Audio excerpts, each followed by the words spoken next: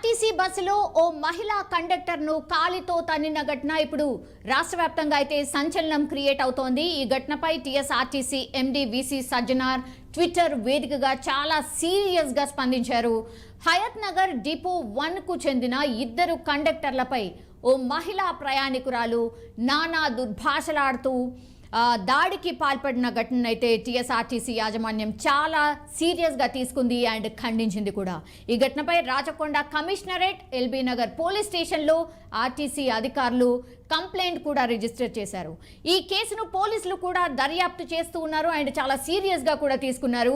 మొదటి ట్రిప్ను తన దగ్గర చిల్లర లేదని కండక్టర్ విన్నవించినా ఆ మహిళ ఏ మాత్రం కూడా వినకుండా దాడికి పాల్పడినటువంటి సిట్యుయేషన్ అండ్ చాలా నిబద్ధతతో అండ్ ఓపికగా సమర్థవంతంగా విధులు నిర్వహిస్తున్నటువంటి సిబ్బందిపై ఇలాంటి దాడులకు పాల్పడితే ఏమాత్రం ఉపేక్షించబోము అండ్ క్షమించబోమని టీఎస్ఆర్టీసీ యాజమాన్యం అయితే చాలా స్పష్టం చేస్తోంది.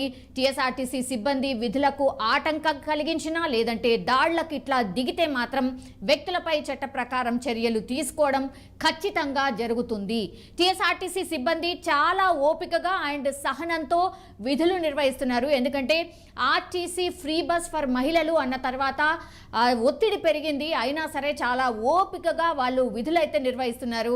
అయితే వారికి సహకరించి క్షేమంగా గమ్యస్థానాలకు చేరుకోవాలని ప్రజలకు సంస్థ పదే పదే విజ్ఞప్తి చేస్తోంది అని కూడా ఆయన ట్విట్టర్ వేదికగా చెప్పినటువంటి సిట్యుయేషన్ మనందరికీ తెలుసు. ఆర్టీసీ మీద చాలా ఒత్తిడి పెరిగిపోయింది. ఆ వార్తలు కూడా మనం గమనిస్తున్నాం. కానీ ఇట్లాంటి దాడులు చేయడం నిజంగానే ఎవరైనా సరే ఖండించాల్సిందే. చాలామంది అక్కడ ఉన్నటువంటి ప్రయాణికులు ఎప్పుడైతే ఆ బస్సులో కండక్టర్లపై దాడి చేస్తున్నా కూడా ఆ మహిళను ఆపే ప్రయత్నం చేశారు. కండక్టర్ దగ్గరికి వెళ్ళనీయకుండా ఆరు దాడిని ఆపే ప్రయత్నం చేశారు. కానీ ఆ మహిళ మాత్రం ఎక్కడ కూడా వినకుండా దాడికి పాల్పడుతూనే ఉంది. దీనిపైనే ఈ వీడియో చూసినా కూడా మనకు అర్థమవుతోంది అసలు భయంకరమైన భాష ఉపయోగించింది.